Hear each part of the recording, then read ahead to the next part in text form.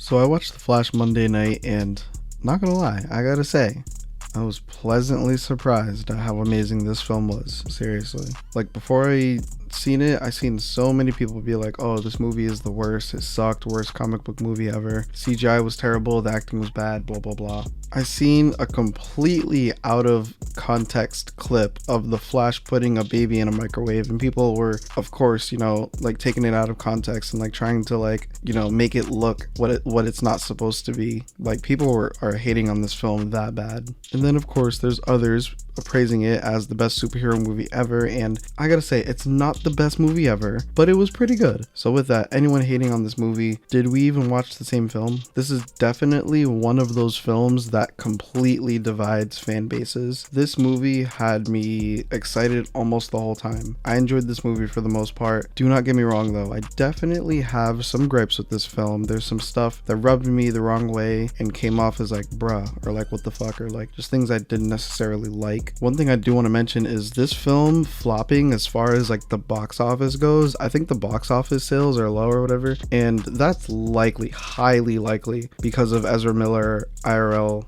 stuff. And I gotta be honest, can we be realistic, guys? It's okay if you don't like Ezra Miller as a person IRL, and it's okay to say, he's a bad person for whatever it was he did. I never fully kept up with that entire situation. With that being said, I've seen a number of people say that, oh, like that Ezra IRL stuff stopped them from completely like just going to see the film and give the film a try. And again, like, I totally get it. Ezra may be a terrible person IRL, but that should not define whether or not we choose to see a movie.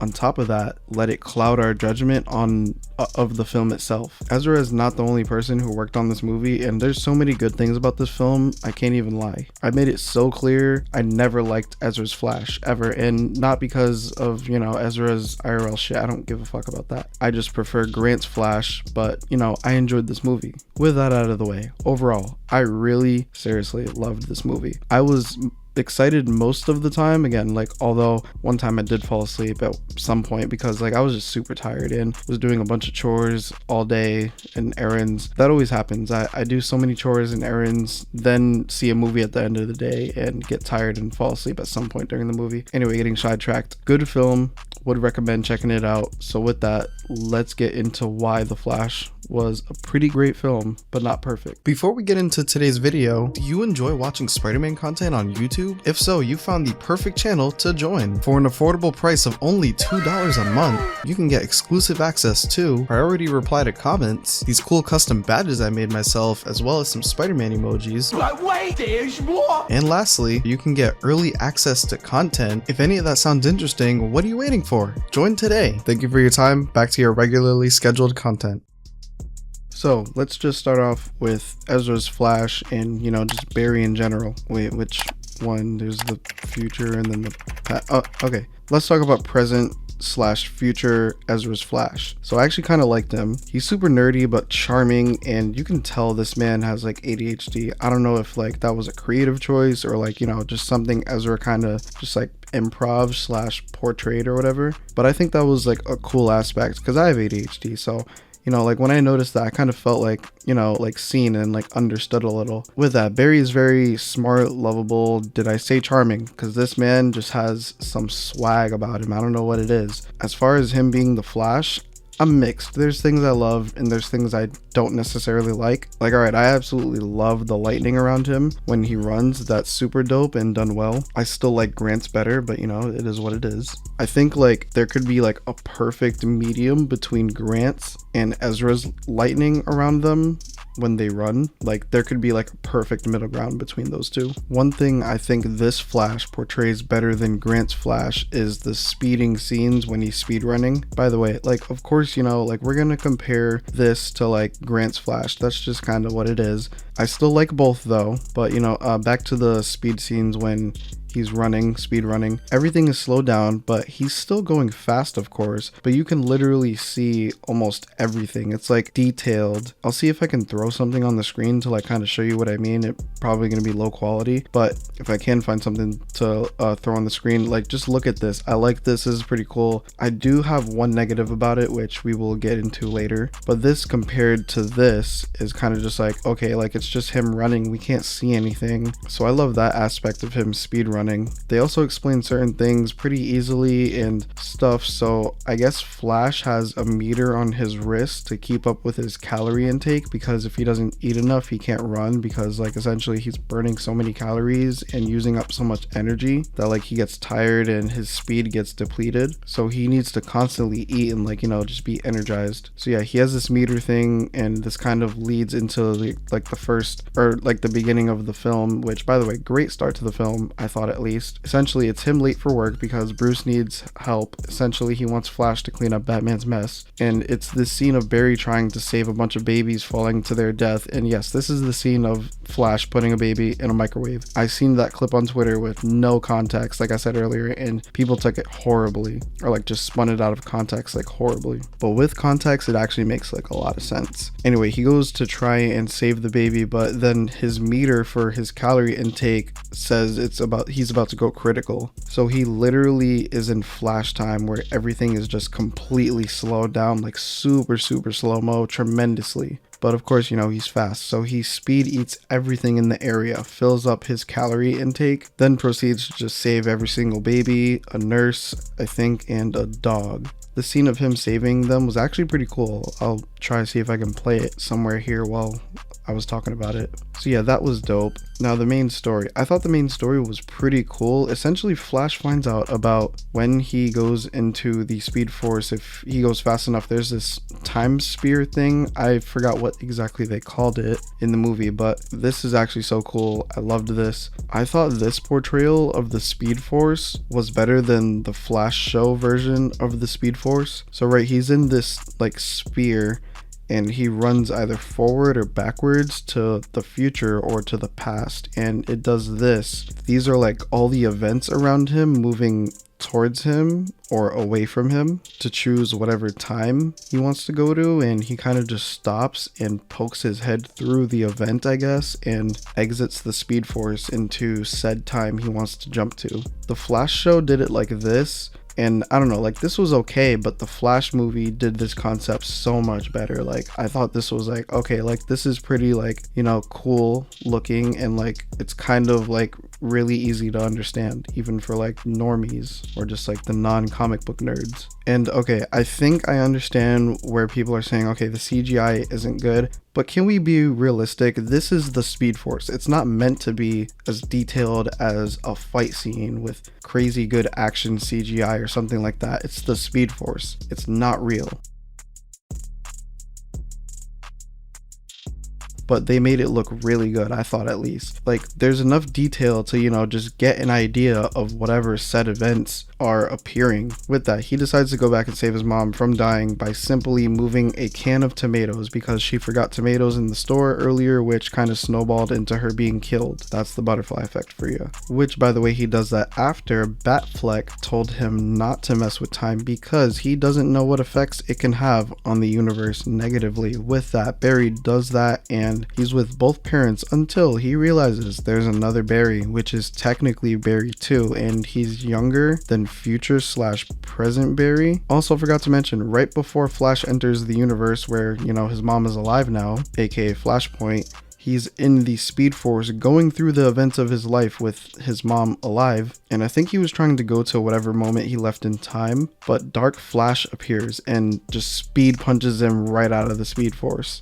Speed Force closes, Barry looks around, and it's revealed that he's in the time where younger/past Barry/Barry 2 is 18, about to start college, I think, and from here on out we refer to younger Barry or Flashpoint Barry as Barry 2 or Flash 2. So that's the first time we see Dark Flash, and for a while. More on Dark Flash later. To quickly sum up the rest of the movie, Flash finds out Barry 2 is supposed to get his powers that same day he ended up in. As well, Barry 2 is supposed to go on a date with Iris, but, you know, he canceled that because, you know, obviously he wants powers. And as well, I don't think it's the same day, but it's in the same week. I think it's the next day or something, I don't know. General Zod is supposed to destroy the world. Barry 2 gets his powers, but in the process, Flash loses his powers because he got struck by lightning with the same chemicals for a second time. So Flash got his powers taken, but that same exact thing happened to Barry 2 as well. Literally at the same time, they both got struck by lightning and hit with the same chemicals at the same time. So essentially what happened, I think, was the powers just got transferred from Barry to Barry 2. Then they go get Batman to help, so, you know, they can find Superman, but end up finding Supergirl. More on these characters later. Also, I forgot to mention, at some point Barry gets his powers back. Supergirl flies him up to the sky and the lightning strikes him, gives him his powers back. They fight Zod, but they get to one of those inevitable time periods. I just watched Spider-Verse and they explained it. Fuck, what was it? Canon event, there we go. Or how Flash Show explained it, a fixed time point. There we go. They hit a fixed point where basically Keaton's Batman and as well Supergirl die. There's no way to save them. No matter how many times they go back in time and try to redo it, they both die. Barry 2 gets caught up in trying to repeatedly go back in time to save them, but Barry just realizes, you know, it's a fixed point. They can't do anything about it. So he eventually gets to Barry 2 and is like, you know, we can't fix this. And we see the multiverse start collapsing in itself and destroying itself, and the way they like portrayed the multiverse was like so dope. Actually, I'll put it on the screen if I can. This shit was so fucking cool and very easy to understand, again, even for normies or, you know, just the non-comic book media nerds. Anyhow, we see some cool cameos. Barry is like, I'm sorry I did this, I have to go back and let mom die. Barry 2 was not having it. They argued. Then this is where Dark Flash returns, and not gonna lie, it was kind of confusing the way it happened in the movie, and I didn't get all of the dialogue, but someone explained it to me. We will go over that as well in a bit. But Dark Flash turned out to be a version of Barry 2. Dark Flash goes to kill Barry, but Barry 2 jumps in the way. He basically pulls a Spider-Man 3 New Goblin, and Barry 2 dies, which causes Dark Flash to dissolve and die as well. Barry fixes things, goes back to his universe. Things are mostly the same until he goes to meet Batman, and it's not Batfleck, but instead it's George Clooney's Batman.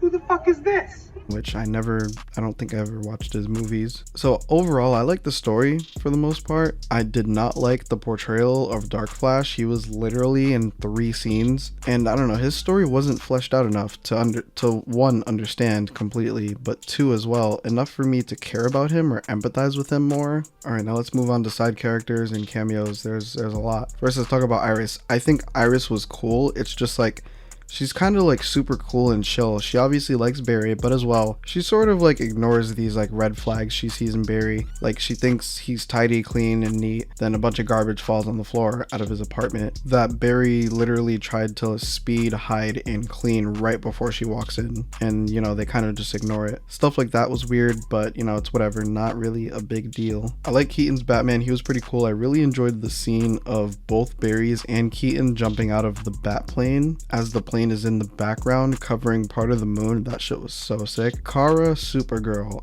was dope. I fucked with her. Her costume, cool. Love it. I love this portrayal of Supergirl. She's very, very serious, almost has this serious but like inspiring aura to her. She's strong, super powerful, but how the fuck did she die from just getting stabbed? She couldn't recover from that? Like, bruh. Did Zod stab her with kryptonite? I don't think that was kryptonite that he stabbed her with. I think it was just some regular shit he stabbed her with. I don't know. Moving on to Barry 2, dude. Not gonna lie, this man was funny as fuck, but like low-key annoying. Like, he was annoying in a funny, good way sometimes, but then annoying in a funny, cringe way also at times. I can't get over his laugh. It was just a ridiculous laugh. Like it was one of those like ridiculous, funny, infectious laughs. It makes you want to laugh, kind of.